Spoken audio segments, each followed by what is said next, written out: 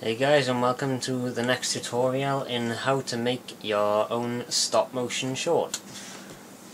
Well, 40k stop motion short, I keep forgetting that. Right, anyway, this is going to be the audio segment, and I'm going to show you how I do the Huron Does, the signature Huron Does voice.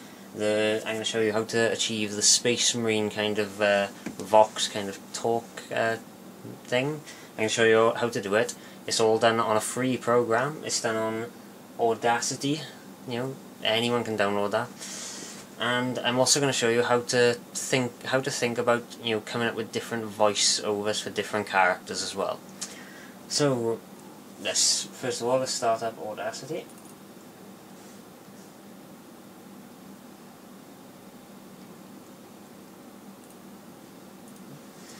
Okay, right, I got Audacity on the screen now, and what you want to do, right, I'm going to start fraps as well, because you might as well let you guys see the screen as well.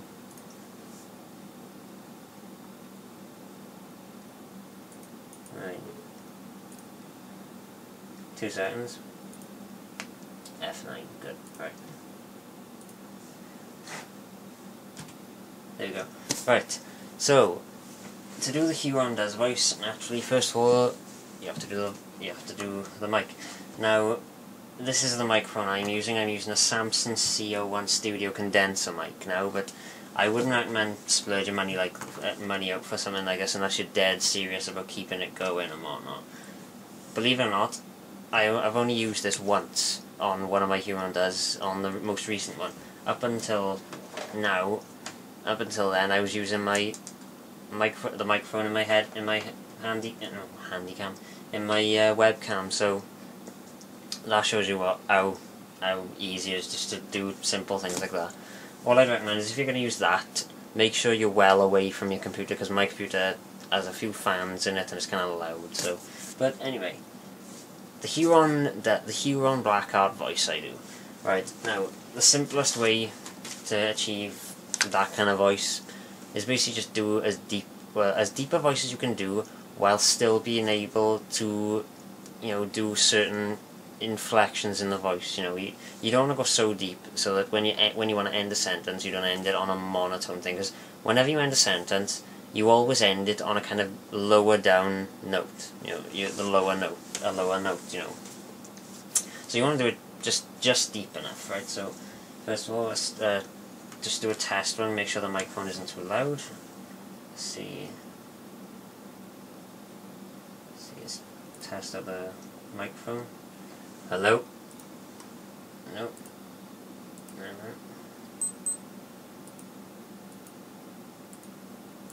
Hello? Oh, hang on, my phone's not plugged in. Sorry. My fault. There we are, there's the blue light. Hello? Hello? Hello? Hello? Yep. There we are. Now it's picking up the audio, so now let's try out something, right? So let's see, what should I say? Let's see. I'm gonna say, did you really think that you could did you really think you could defeat me? I'm gonna say that, right? So let's see. Right. Let's try it. Try it out. Did you really think you could defeat me? Sorry. Okay, I went a bit wrong there, I went a bit raspy at the end, so let's try it out anyway. Now, to achieve the kind of voxy sound, what you need to do is this. You need to go to highlight all your track that you want to be, the Space Marine's voice. Go to Effects, and first of all you want I'll change the pitch later, because with me I need to change the pitch, but yeah, for the echo, all you need to do is this. Go to Effect, Echo, and you want to change the delay time to, 0.006, and you want to change the decay factor to 7, well, 0.07, and let it load a bit.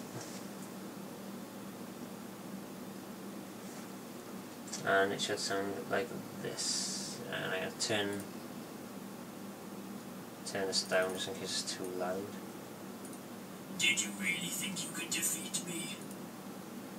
Well, that doesn't sound too bad.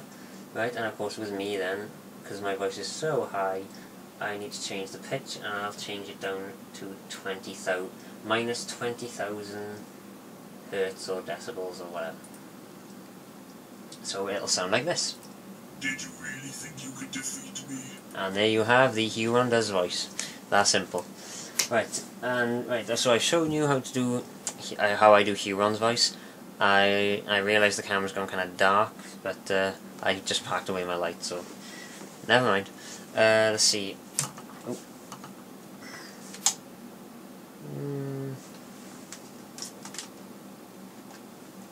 No, I don't like that. No, never mind. Right, anyway. So I've shown you how to do how I do Huron's voice. I've shown you how to create the Space Marine voice using Audacity, which is a free online program. Well, not online, it's a free program you can download from audacity.com or .org or whatever it is. And I just showed you how to use it. Basically, you just record, you can use any headset, you know. With the Space Marine voice, it doesn't really matter how clear it is, because it's meant to sound like it's on a Vox or something. But anyway, that's that. And next, right, how to create different voices for different characters. Okay, so let's see. I'm going to use these 4 characters right here. Now you'll all recognise them. First of all, we've got Huron. Yep, we got Huron. Right, naturally, Huron is going to have. He looks like a proud sort of fellow, so he's going to have quite an upright kind of I know what I'm talking about voice. And he's also obviously he's a big guy, so he's going to have a deep voice. And also, even though he's not wearing a helmet, he's got those implants in his going through his throat and whatnot. So naturally, he'd have a bit more of a cybernetic kind of voice. So that's how I decided on Huron's voice. I just did the deepest voice I could, gruffed it up a bit, and did all those effects. Now let's move on to someone who's slightly different. We've got our friend the Orc with the shock attack gun. Yeah, he came back.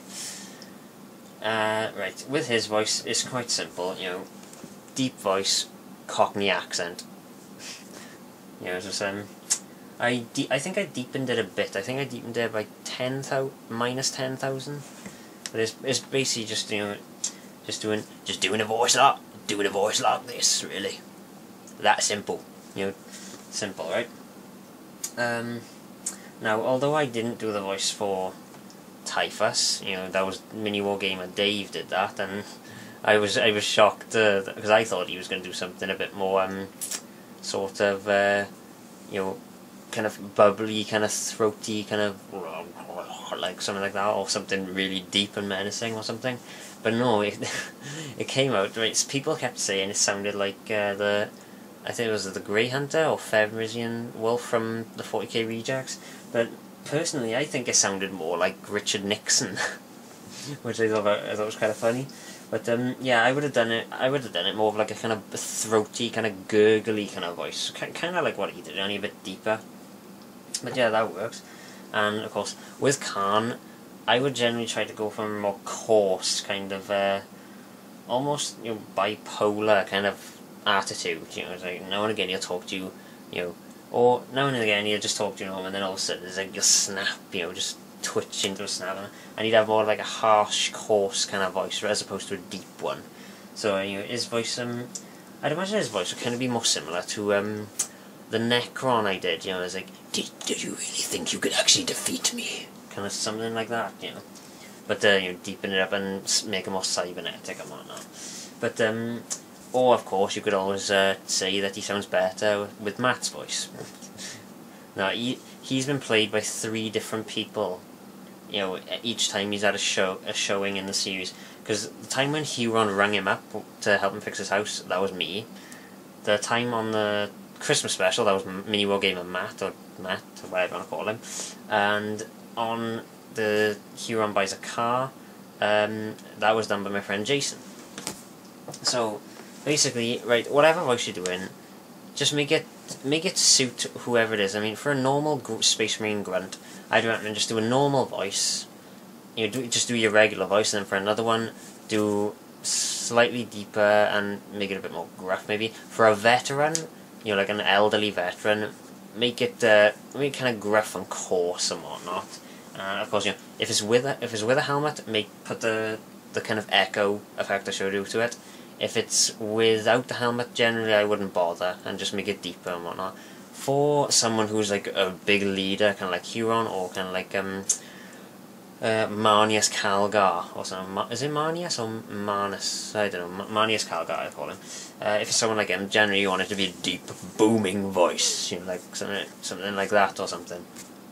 And naturally deepen it as well. Unless you have a naturally deep voice, like Barry White or something, then yeah, you want to deepen it. So, sorry for the crap quality of this one, because you know I had to pack my light away, and there's a light behind me from the window. So, but I hope this one was helpful to you. It was more for the screen than anything. And in our next video, what does my note say I'm supposed to be showing you? In the next video, I shall be showing you scenery.